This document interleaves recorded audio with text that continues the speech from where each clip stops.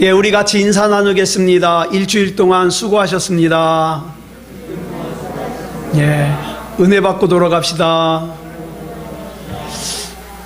저는 지금 너무 감동이에요.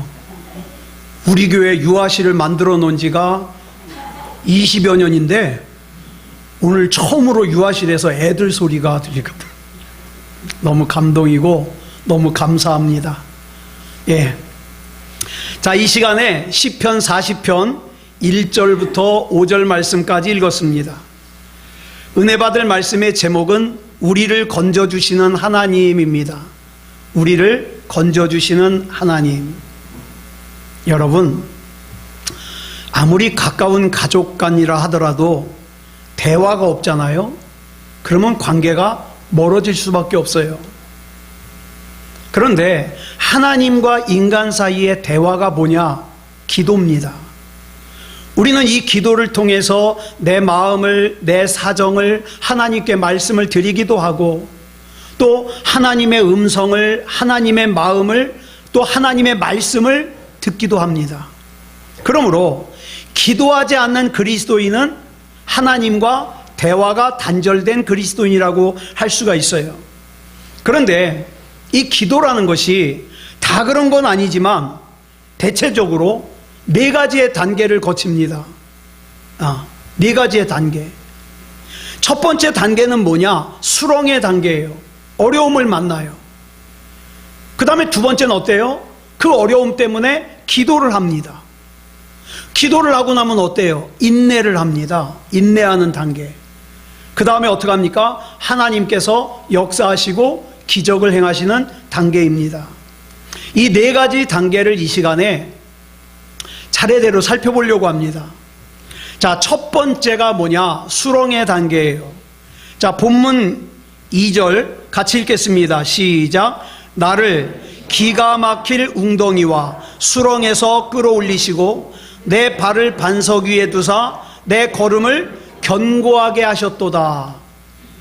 많은 성도들이 여기 나오는 기가 막힐 웅덩이와 수렁을 이미 전에 경험해 보신 분이 있을 것이고, 또 어쩌면은 지금 현재 경험하고 있을지도 모르겠어요. 그리고 앞으로도 분명히 확실히 경험할 겁니다. 누누이 말씀드리지만 나는 예수 믿는데 왜 어려운 일이 생겨? 그러지 않아요. 예수 믿는 사람도 어려운 일 만납니다. 그런데 잘 보세요. 여기 나오는 웅덩이는 그냥 웅덩이가 아니에요.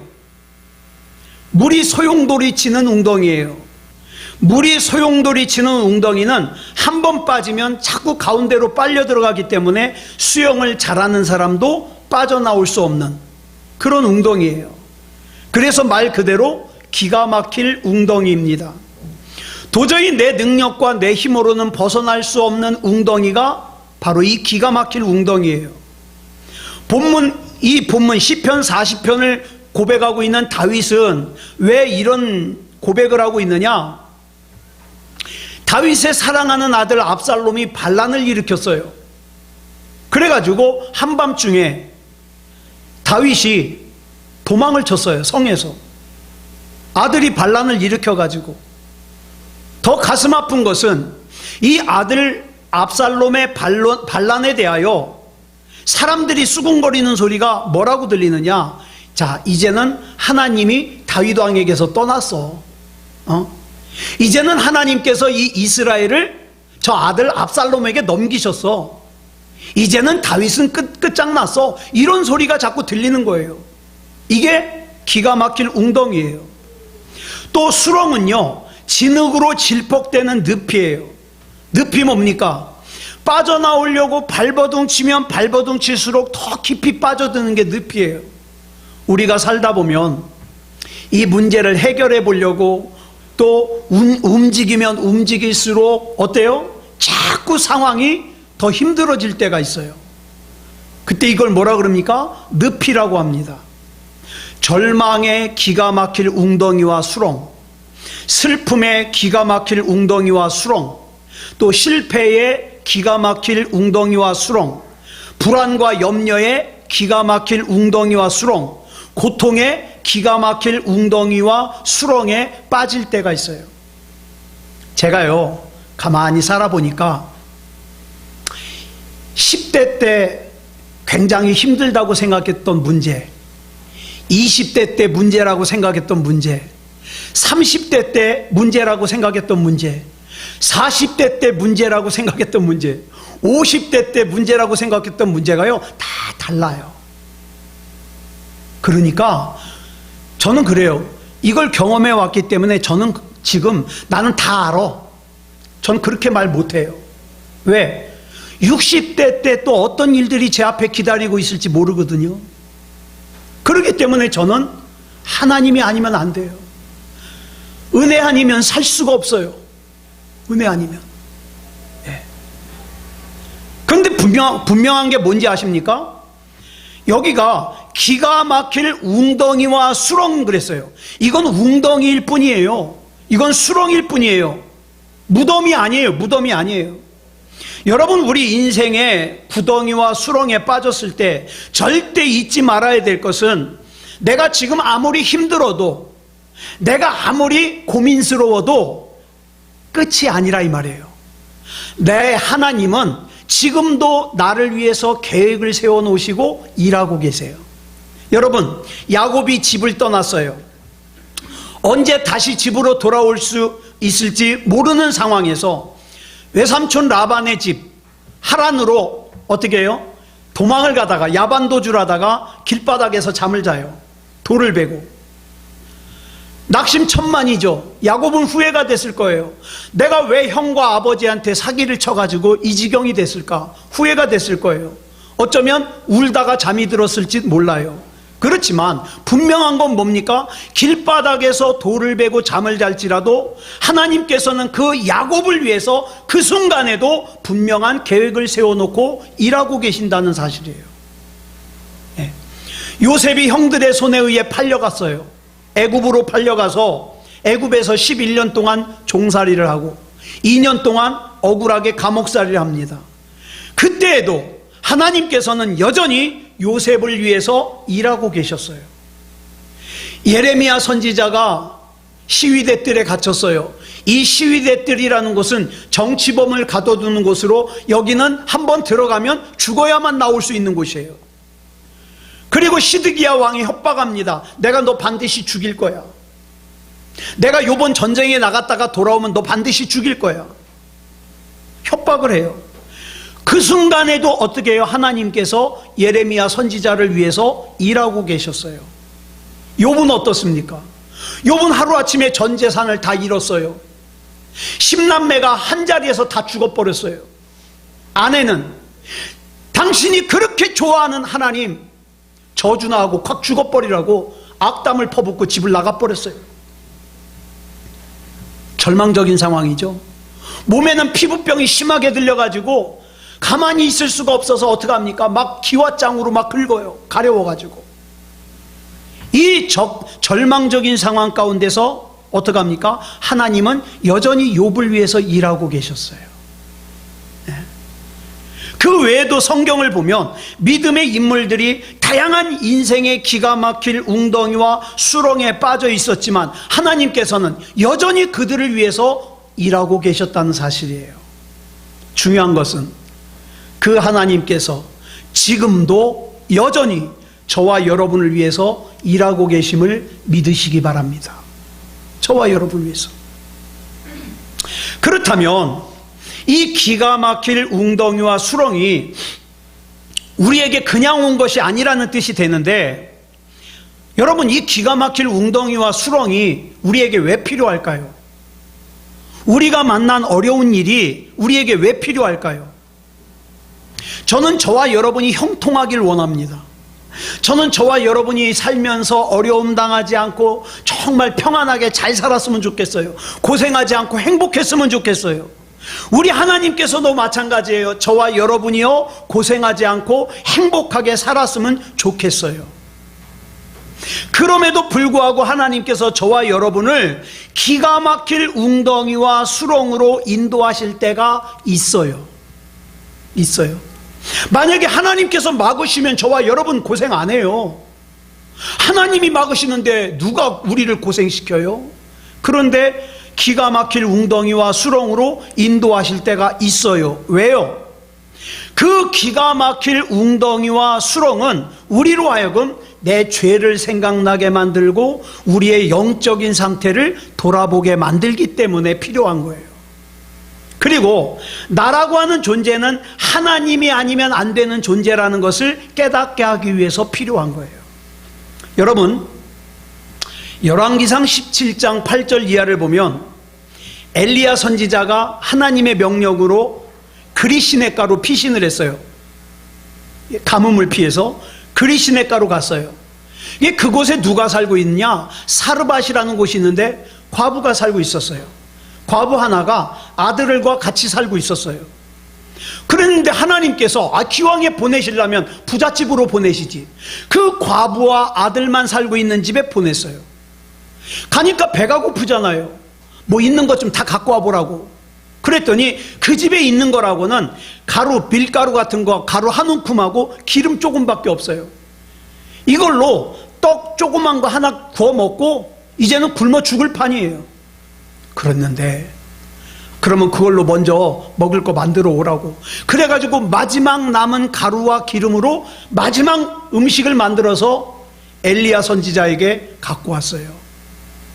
그랬더니 하나님께서 엘리야가 그 음식을 놓고 하나님께 기도했더니 가뭄이 끝날 때까지 그 가루와 기름이 떨어지지 않았어요. 기적이죠. 그런데 여러분 보세요. 그렇게 잘 살다가 열왕기상 17장 17절을 보니까 과부의 아들이 어느 날 갑자기 죽었어요. 그랬더니 18절에서 이 과부가 뭐라고 얘기를 하냐? 같이 읽겠습니다. 시작. 하나님의 사람이여, 당신이 나와 더불어 무슨 상관이 있기로 내 죄를 생각나게 하고 또 내 아들을 죽게 하려고 내게 오셨나이까? 이 과부는 하나님의 기적으로 가루와 기름이 떨어지지 않아서 일이 잘 풀릴 때에는 자기 죄가 생각이 났어요, 안 났어요? 안 났어요. 그냥 자기가 잘 살고 있는 줄 알았어요. 그냥 이렇게 계속 살면 되는 줄 알았어요. 그러다가 자기 아들이 죽고 나니까 이것저것 자기가 지은 생각이 막 나는 거예요. 길바닥에 노상방뇨했던 것도 생각나고 옆집에 순이 엄마랑 같이 싸웠던 것도 생각나고 그 죄 때문에 내가 그런 죄를 져가지고 내 아들이 죽은 것 같아. 너무너무 괴로운 거예요. 여러분, 이와 같이 기가 막힐 웅덩이와 수렁은요, 나에게 죄가 생각나게 해요. 근데 나에게 이것이 없다면 내 죄가 생각나요, 안 나요? 안 나요. 온갖 나쁜 짓을 하면서 살아도 자기 죄가 생각이 안 나요. 제가 아는 두 교회를 예로 들어 보겠습니다. 한 교회는요, 어느 해에, 저 코로나 오기 전에 어느 해에 막 교우들이 막 이 사람 저 사람 집을 샀다는 거예요. 집을 사요. 애들이 취직을 잘해요. 직장에서 승진을 했대요. 그래가지고 얼마나 좋은 일이에요. 그런데 그 교우들이 집을 샀다고 교회를 떠나고, 취직을 했다고 교회를 떠나고, 승진했다고 직장 때문에 교회를 떠나고, 그래가지고 그 작은 교회에서 그 한 해에 집 사고 승진하고 그래가지고 교회를 떠난 사람이 20명이 넘었어요. 그래가지고 이 목사님이 농담 반 진담 반으로 이런 얘기를 해요. 내가 우리 교우들이 형통하게 해달라고, 복받게 해달라고 기도를 계속 해야 되는 게 옳은가? 복받지 말게 해달라고 기도해야 옳은가? 이런 얘기를 하더라고요. 쓴 웃음을 지면서. 반면에 또 다른 한 교회는요, 교우들이 굉장히 힘들었어요. 근데 힘드니까 어떡합니까? 더 모이기에 힘쓰고 예배를 드리고 기도를 했어요. 그런데 이 교회가 개척한 지 10년밖에 안 됐는데 이사를 4번을 했어요. 근데 이사를 해도 여기서 옆 동네로 한 게 아니라 보통 뭐 20몇 킬로, 30몇 킬로 떨어진 곳으로 이사를 했어요. 그런데요, 세상에 그렇게 이사를 4번 하는데도 한 사람도 떠나지 않고 잘 나온다는 거예요. 여러분, 이 두 교회 중에 어떤 교회가 복받은 교회예요? 힘들지만 때로는 나에게 이 수렁의 단계가 필요한 거예요. 왜? 나로 하여금 나를 돌아보게 만들고 내 신앙을 돌아보게 만들기 때문에. 자, 그 다음에 이제 만나는 두 번째 단계가 뭐냐? 어려움이 생겼잖아요. 기도해야죠. 기도의 단계입니다. 기가 막힐 웅덩이와 수렁의 단계에서 우리에게 부를 이름이 있다는 거, 내가 부르면서 기도할 대상이 있다는 건 정말 복이에요. 여러분 교회 다니지만 기도 못하는 사람 많아요. 왜? 하나님이 안 믿어지는 걸. 하나님 안 믿어지면 기도 못해요. 나를 기가 막힐 웅덩이와 수렁에서 건져달라고 부르짖는 거, 이거 믿음이 없으면 못한다 이 말이에요. 자, 본문 1절 보겠습니다. 시작. 내가 여호와를 기다리고 기다렸더니 귀를 기울이사 나의 부르짖음을 들으셨도다. 여러분, 이 다윗이 쓴 시편을 가만히 읽어보면 다윗이 가장 많이 하는 말이 뭔지 알아요? 부르짖는다는 말이에요. 예를 하나만 든다면 예수님께서 십자가에 달리셔서 7마디를 말씀하셨어요.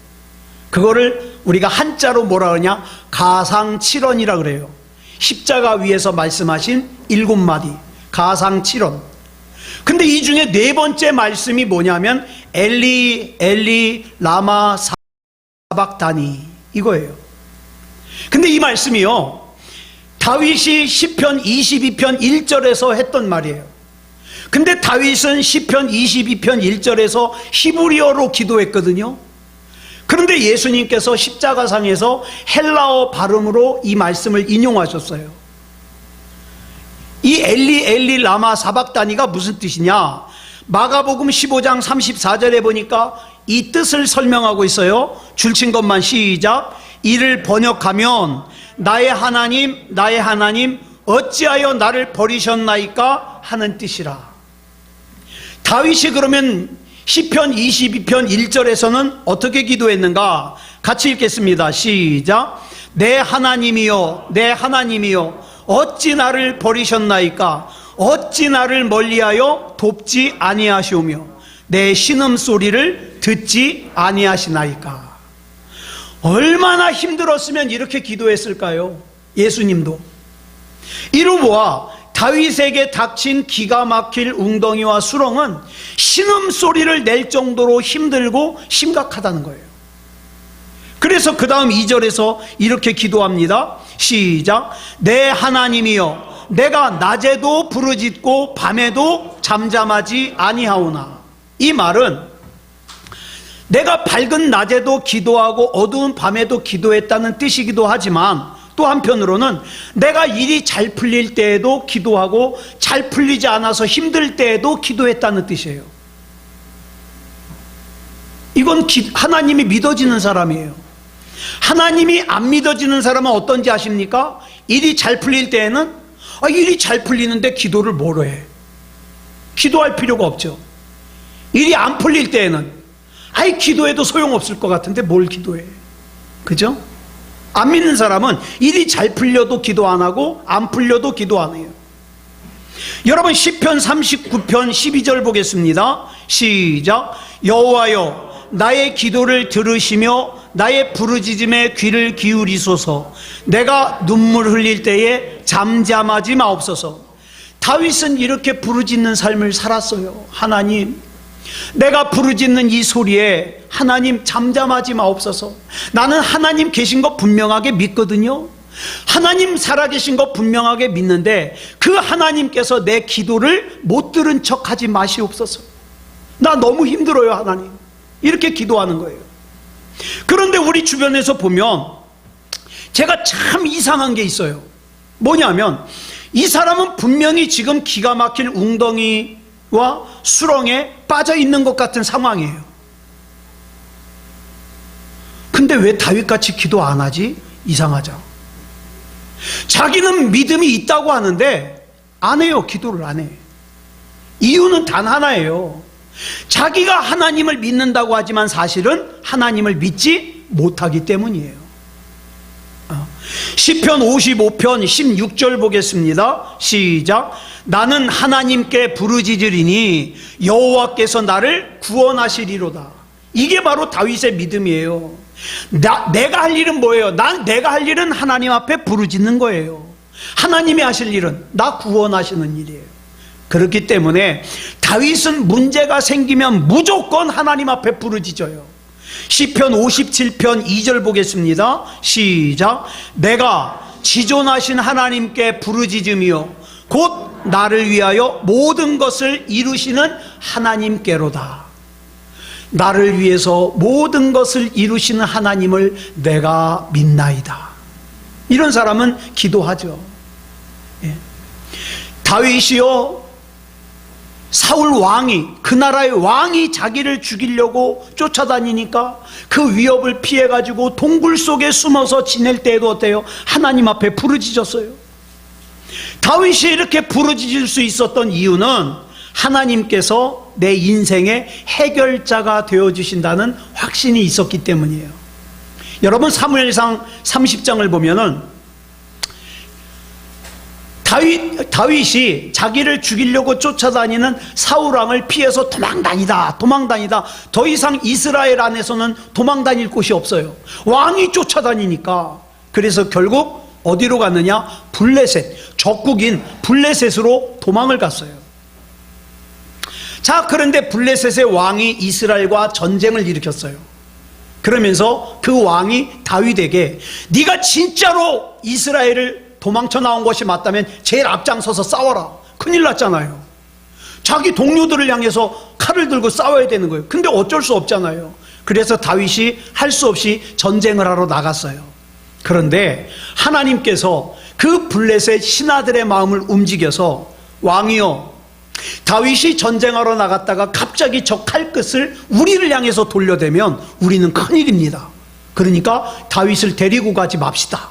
그래가지고 그래, 듣고 보니까 그런 거 같구나. 다윗, 너는 돌아가도록 해라. 그래가지고 다윗이 자기가 살고 있는 블레셋의 시글락이라는 곳으로 되돌아왔어요.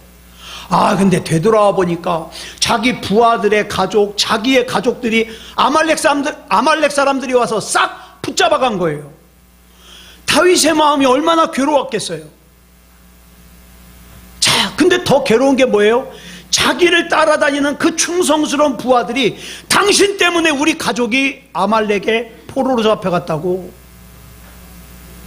다윗을, 자기네들이 따르는 다윗을 돌로 쳐서 죽이려고 그래요. 이때 다윗의 마음을 6절에 보니까 이렇게 표현하고 있어요. 줄친 것만 읽어볼까요? 시작. 다윗이 크게 다급하였으나, 막 부하들이 돌로 치려고 그러니까 크게 다급했어요. 위기를 느꼈어요. 그런데 그런 상황에서도 다윗이 두려워하지 않고 담대할 수 있었던 이유가 6절, 사무엘상 30장 6절 하반절에 나오거든요. 같이 읽겠습니다. 시작. 그의 하나님 여호와를 힘입고 용기를 얻었더라. 여러분, 하나님을 진짜로 믿는 사람은 어떤 상황 가운데서도 용기를 얻습니다. 어떻게 해서 여호와를 힘입었습니까? 어떻게 해서 용기를 얻었습니까? 부르짖었잖아요. 부르짖는 것은 내가 하는 일이고 문제를 해결하는 것은 하나님이 하시는 일이니까 나는 그 하나님을 신뢰하여 부르짖었잖아요.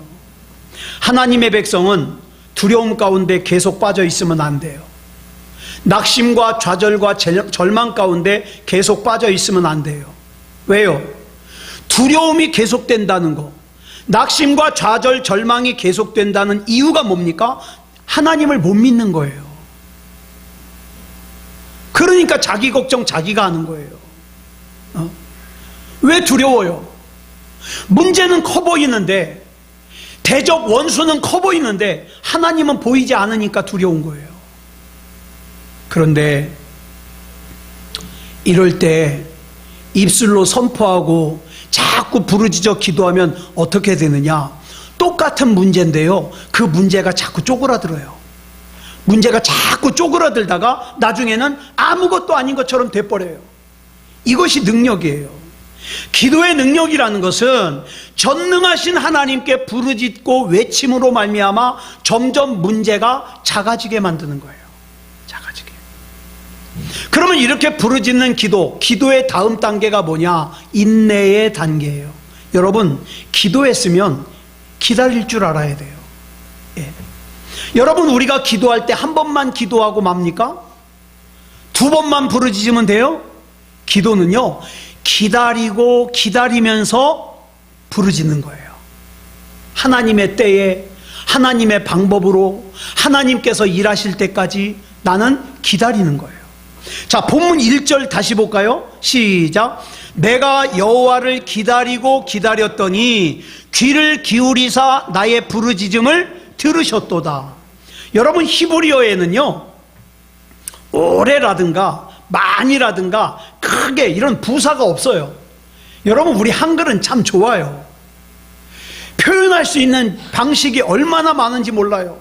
색깔도요, 노란색 하나만 가지고 어때요? 노랗다, 누렇다, 놀이끼리 하다, 누리끼리 하다, 노르스름하다, 얼마나 많아요. 얼마나 표현할 수 있는 게. 근데 히브리어는 그런 게 별로 없어요. 이거 오래 이런 거 없어요. 그렇기 때문에 오래 기다렸다, 많이 기다렸다, 크게 기다렸다, 이런 말 대신에 히브리어가 뭘 사용하느냐? 말을 반복을 해요. 예를 들어서 기다리고 기다렸다. 그러면 뭐예요? 오래 기다렸다는 뜻이에요. 많이 기다렸다는 뜻이에요. 크게 기다렸다는 뜻이에요. 기도도요, 부르짖고 부르짖었더니 그러면 많이 부르짖었다는 뜻이에요. 오래 부르짖었다는 뜻이에요. 참는 것도 내가 참고 또 참았다, 많이 참았다는 뜻이죠. 기도는요, 하나님께서 응답하실 때까지 부르짖고 기다리는 거예요. 근데 사실 여러분, 우리끼리니까 기다리는 게 쉬워요, 어려워요? 저는요, 성질이 못 돼가지고 운전하면서 제일 열받을 때가 언제인지 아세요? 차가 끼어든다 그래서 끼워줬어요. 안 가. 앞차 저만큼 가는데 안 가. 그러면요, 제가 못 참아가지고 크락션을 빵빵 누르면 옆에 있던 권수연 씨가 좀 참으라고. 성질이 왜 그 모양이냐. 못 참아요. 전 참는 거 진짜 못해요. 근데요, 기도하면서 필요한 게 뭔지 아세요? 참는 거예요. 참는 거. 정말 기다리는 동안 애간장이 다 타요. 그래서 시편 13편 2절을 보니까 저만 그런 게 아니에요. 다윗도 애간장이 탔어요. 같이 읽겠습니다. 시작. 나의 영혼이 번민하고 종일토록 마음에 근심하기를 어느 때까지 하오며 내 원수가 나를 치며 자랑하기를 어느 때까지 하리이까. 다윗의 글을 가만히 보면은 다윗이 못 참을 때 하는 말이 뭐예요? 어느 때까지 합니까? 이 표현이에요. 예? 많이 기다렸다 이거죠. 여러분, 인생에서 성공한 사람들 중에 인내하지 않고 성공한 사람들은 거의 없어요. 인내하지 않고. 여러분, 신앙생활도 마찬가지예요. 예배를 중단하지 않고 계속 드리고 기도를 중단하지 않고 계속 하는 사람은 반드시 믿음의 성장이 있습니다. 그런데 어떤 사람이 허구한 날 그대로냐? 기도하다가 중단하고 다시 옛날로 돌아가고, 예배드리다 중단하고 다시 옛날로 돌아가고, 성장과 능력이 없죠. 그러면서 기도할 때는 이거예요. 하나님 왜 빨리 건져주시지 않습니까? 우리 하나님께서는 내가 고생하는 거 좋아하지 않으셔요. 예레미야가 3장 33절을 보면 이렇게 말씀하고 있어요. 새번역 성경으로 썼습니다. 우리 같이 읽어볼까요? 시작. 우리를 괴롭히거나 근심하게 하는 것은 그분의 본심이 아니다. 하나님께서는요, 우리를 고통스럽게 하고 싶지 않아요. 힘들게 하고 싶지 않아요.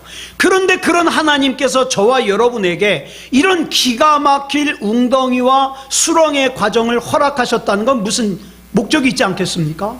그 목적을 알아야 돼요. 저는 목사님들 중에 이분을 제일 존경합니다. 이재철 목사님이에요.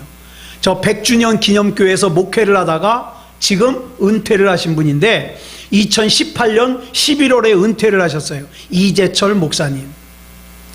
옆에 있는 사람이 누구냐? 우리 젊은 사람들 다 알 거예요. 싱 어게인에서 입상을 한 가수 이승윤이라는 가수예요. 아버지예요. 저는 저 둘이 얼마나 매치가 안 되는지. 근데 예전에 이재철 목사님이 아들들을 키우면서 있었던 일들을 잠깐 들었는데 정말 애들 잘 컸어요. 여러분, 이재철 목사님께서 지난 2013년도에 전립선 암 판정을 받으셨어요. 이 당시에 이재철 목사님은 제가 그 설교를 직접 방송으로 들었거든요. 자기가 암 수술을 받을 것을 갖다가 설교 중간에 얘기하면서 그렇기 때문에 한동안 설교를 할 수 없을 거라고 그러면서 성도들에게 거기 있는 이제 부목사님 있죠? 부목사님이 설교를 할 거라고, 정한조 목사님이라고 그 목사님이 설교를 하실 거라고 말씀하셨어요. 그러면서 이런 얘기를 합니다. 제가 이제 인생의 종반부를 살고 있는데 하나님께서 나에게 아주 적절한 친구를 주셨습니다. 나는 이제 이 전립선 암을 평생 동반자로 살아가야 되는데 나는 이 친구인 전립선 암 때문에 하나님께서 더 겸손하게 살아야 됩니다. 그리고 결국에는 이 암과 같이 살다가 나는 하나님 앞에서 내 인생을 매듭 지을 수밖에 없지 않겠습니까? 건강한 사람이, 돈도 여유가 있는 사람이 마치 자기 인생을 자기 마음대로 살아도 되는 것처럼 막 죄짓고 다니는 사람과 이런 벗이라고 느껴가지고 내가 이것 때문에 이 전립선 암 때문에 잠시도 마음을 놓지 못하고 착하게 살아야지, 경건하게 살아야지, 하나님 앞에 예쁘게 살아야지 이렇게 생각하는 사람과 어찌 같을 수가 있겠냐 이 말이에요. 나중에 이제 치료를 다 받고 이재철 목사님이 설교를 하는데 이런 말씀을 하십니다. 그 수술 받을 때 얘기를 하는 거예요. 수술 받을 때 수술을 다 끝나고 난 다음에 사모님하고 같이 이런 기도를 드렸다는 거예요. 하나님, 나에게 좋은 친구를 주셔서 내 남은 평생 하나님 앞에 겸손하게 살 수 있도록 인도해 주셔서 감사합니다. 그렇게 두 분이 같이 기도를 하셨다는 거예요. 여러분, 하나님께서 우리를 이렇게 인도하시는 이유가 뭡니까? 하나님께 좀 더 가까이 있으라고. 그래서 시편 119편 67절을 보면 이렇게 고백하고 있어요. 시작. 고난당하기 전에는 내가 그릇 행하였더니 이제는 주의 말씀을 지키나이다. 그러면서 71절에서 이렇게 얘기를 해요. 시작. 고난당한 것이 내게 유익이라. 여러분, 저는 신앙생활을 오래 했는데도 믿음이 성장하지 않는 사람들을 많이 알고 있어요. 이유가 뭘까요? 특징이 있어요.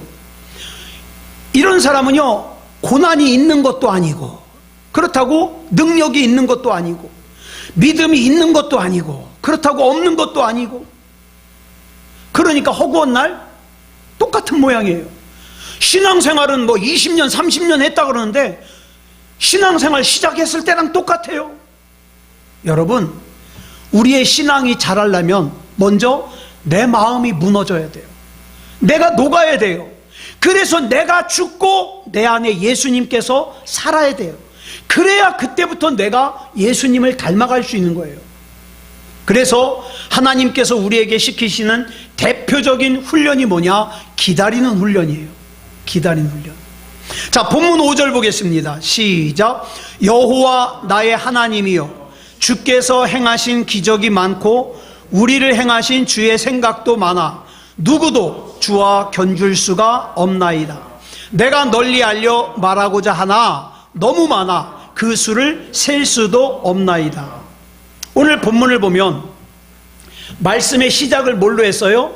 기가 막힐 웅덩이와 수렁으로 말씀을 시작했는데 이제 마치는 마무리를 뭘로 마무리하고 있느냐?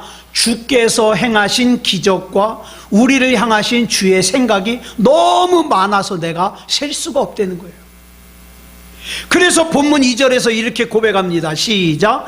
나를 기가 막힐 웅덩이와 수렁에서 끌어올리시고 내 발을 반석 위에 두사 내 걸음을 견고하게 하셨도다. 하나님을 믿고 의지하는 사람들의 문제는 반드시 해결됩니다.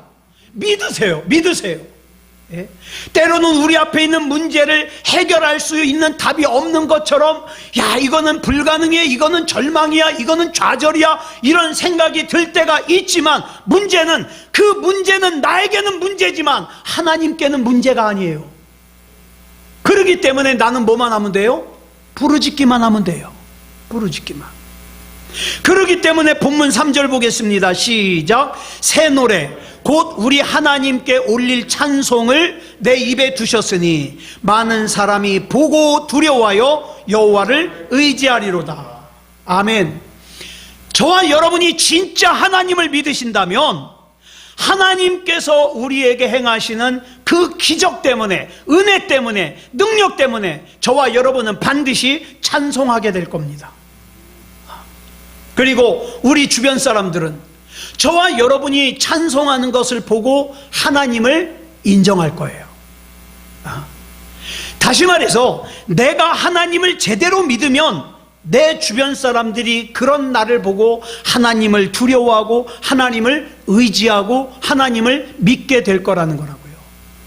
이것이 바로 계속해서 여러분들에게 강조를 드리는 내 삶이 간증이 되는 삶이에요. 간증. 아까도 우리 김혜성 권사님하고 잠깐 예배 시작 전에 얘기를 나눴는데, 우리의 인생이라는 삶이라는 것이 그다지 길질 않아요. 네. 착하게 살아서 하나님께도 착하다고 인정받고 사람들에게도 착하다고 인정받고 살아도 참 짧은 인생인데 함부로 살면 안 되잖아요. 함부로. 그래서 저와 여러분이 간증이 되는 인생을 살자 이 말이에요. 자, 본문 4절 보겠습니다. 시작. 여호와를 의지하고 교만한 자와 거짓에 치우치는 자를 돌아보지 아니하는 자는 복이 있도다. 이제까지는 여러분 예수 안 믿는 잘 사는 사람 부러워 본 적 있어요, 없어요? 저는 스님이 부러운 적 있어요. 스님이. 언제냐? 오래전에 전도사 때 한여름 땡볕에 신방을 가고 있는데, 차라도 하나 있으면 얼마나 좋아요. 차가 없어가지고 그 땡볕에 또 양복은 또 갇혀 있고 땀 쩔쩔 흘리면서 다 신방을 가고 있는데 스님이 자가용을 운전하고 가면서 얼마나 시원하면은 창문을 다 닫았어요. 에어컨 틀고 쫙 가요. 제 기도가 절로 나와요. 하나님, 저 스님도 차 타고 다니는데 전도사는 걸어서 신방 가고 있습니다. 그랬더니 얼마 안 가서 프라이드를 주시더라고요. 여러분 보세요. 잘 풀리는 예수 안 믿는 사람들이 부러워 본 적이 있잖아요. 자, 그런데요, 저와 여러분이 진짜 하나님을 믿고 진짜 하나님을 의지하고 진짜 하나님의 은혜를 맛보면 그런 사람들이 전혀 부럽지 않아요. 좋은 차 타고 지나가는 사람도, 예수님의 영이 없는 사람은, 구원받지 못한 사람은 부럽지가 않아요. 내 안에는 예수님이 살아계신다? 나는 구원받은 인생이다? 뭐가 더 두렵냐고요. 그래서 저와 여러분의 입에서도, 저와 여러분의 삶에서도 본문 5절의 고백이 마침내 흘러나와야 되는 거예요.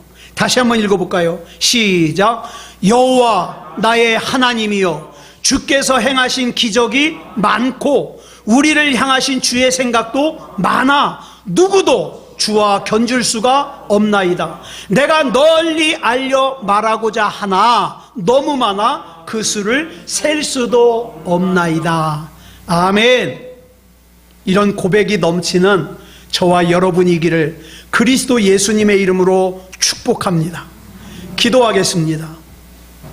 사랑의 아버지 하나님, 감사합니다. 이 시간에 시편 40편 1절로 5절의 말씀을 통해서 우리를 건져주시는 하나님을 살폈습니다.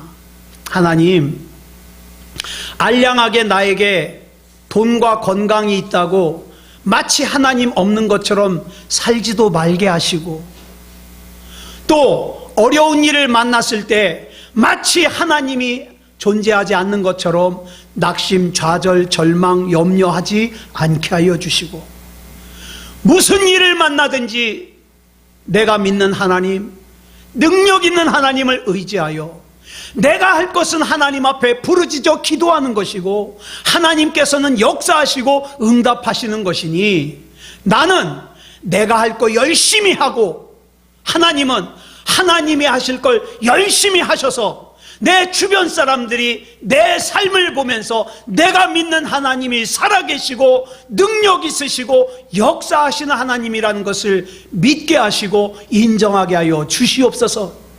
우리 삶이 간증이 되게 하여 주시옵소서.